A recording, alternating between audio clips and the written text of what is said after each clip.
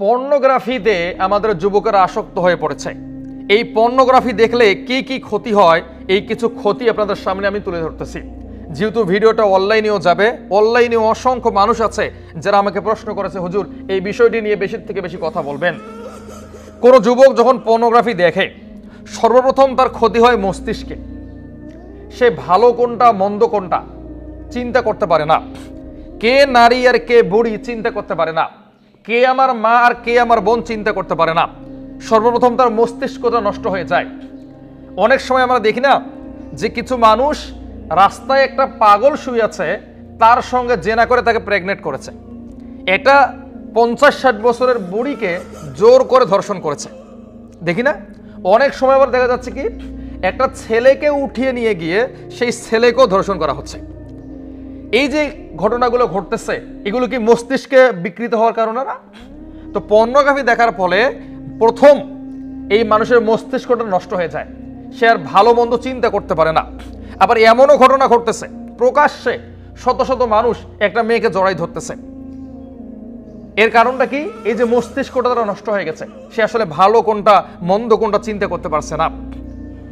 2 নম্বর যে ক্ষতিটা হয় সেটা হচ্ছে কি, আপনি যদি পর্নোগ্রাফিতে অভ্যস্ত হয়ে যান, এরপর আপনি বিয়ে করেছেন, দেখবেন যে আপনার স্ত্রীকে আপনার ভালো লাগবে না।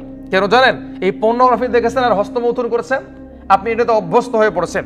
এখন দেখবেন আপনার ওটা করতে ভালো লাগে। আমি এরকম অনেককে চিনি, আমাকে ফোন দিয়ে বলে, হুজুর আমার স্ত্রীর সঙ্গে থাকতে ভালো লাগে না।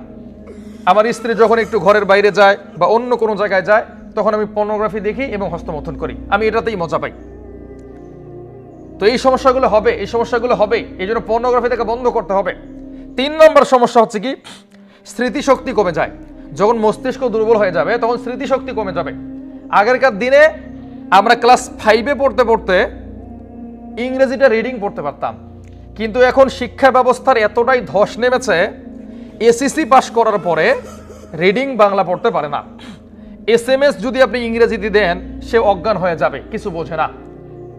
তো এই যে মেধা কমে যাচ্ছে মানুষ মোবাইল বেশি বেশি দেখার কারণে, এই পর্নোগ্রাফি দেখার কারণে, অশ্লীল সিনেমা দেখার কারণে, গান শোনার কারণে এই যে মানুষের মস্তিষ্কের যে ব্রেন, এটা কমে যাচ্ছে। এখন মানুষের আগের মতো পড়ালেখা মনে রাখতে পারছে না। 4 নম্বর যে ক্ষতি হয় সেটা হচ্ছে কি, তার শরীর ও মন ঠিক থাকে না। শরীর অসুস্থ হয়ে পড়ে, মনটা অসুস্থ হয়ে পড়ে। তাকে ঘুরতে ডাকবেন, সে যাবে না। সারাদিন দেখবেন ঘরের কোনায় বসে আছে। খেলাধুলা করতে ডাকবেন, দেখবেন যে আসতেছে না। মানে ভালো কথা বলবেন তাও রাগ, খারাপ কথা বলবেন তাও রাগ। মানে তার মন এবং শরীর দুইটা দুর্বল হয়ে গেছে। সে একটা অন্ধকার জগতে বাস করতেছে, কোনো কিছুই তার কাছে আর ভালো লাগতেছে না।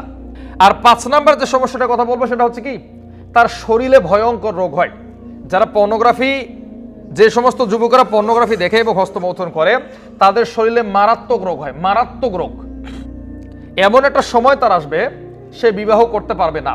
যখন তাকে বিবাহের কথা বলা হবে, সে দেখবেন রাতের বেলা কাপড় চোপড় গুছিয়ে নিয়ে চলে গেছে, তার যৌনাঙ্গ নষ্ট হয়ে গেছে। এরকম অসংখ্য যুবককে আমি চিনি, বারবার বলে, হুজুর নষ্ট হয়ে গেছে, বিয়ে করব কি করে? এতদিন তো ভুল করেছি, এখন তো ভুল সংশোধন করলাম। কিন্তু এরপরও তাদেরকে ওই হারানো দিনগুলো ফিরিয়ে আসবে না। মনে রাখেন, দুইটা ক্ষতি করার পরে কেউ যদি ফিরে আসে, এরপরও সারাটা জীবন তাদের মাসুল দিতে হবে। একটা হচ্ছে মাদক দ্রব্য।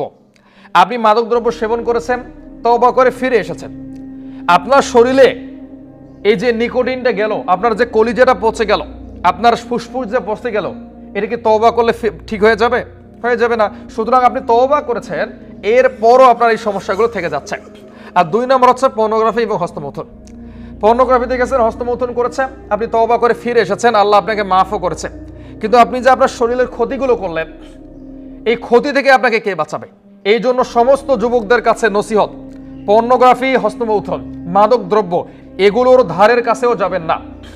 আর যারা এখানে বাবা বসে আছেন, একেবারে বিনীত অনুরোধ করব, সন্তানদেরকে দ্রুতই বিয়ে দিবেন, একেবারে দ্রুতই বিয়ে দিবেন। 14-15 বছর হলেই বিয়ে দিবেন। সরকারের আইনের থেকে আল্লাহর আইন বড়। আল্লাহ বলেছে দ্রুত বিয়ে দাও ছেলে মেয়েকে, নাহলে তারা পাপে লিপ্ত হচ্ছে। এখানে অসংখ্য বাবা আছে যাদের ছেলের যৌনাঙ্গ নষ্ট হয়ে গেছে পর্নোগ্রাফি দেখতে দেখতে। আর যে ছেলেটা পর্নোগ্রাফি দেখে, যে ছেলেটা শারীরিকভাবে দুর্বল, তাকে দেখলেই বোঝা যায় আমি অসংখ্য যুবককে এখানে নাম ধরে ধরে বলতে পারবো যে এই ছেলে পর্নোগ্রাফি দেখে, ওই ছেলে পর্নোগ্রাফি দেখে, কারণ তাদের চেহারা দেখলেই বোঝা যায়। তো পিতা মাতারা কি এগুলো বোঝে না? এই জন্য পিতা মাতাদের উচিত কি সন্তানের চাহিদা বুঝে তাকে বিবাহ শাদী দেওয়া।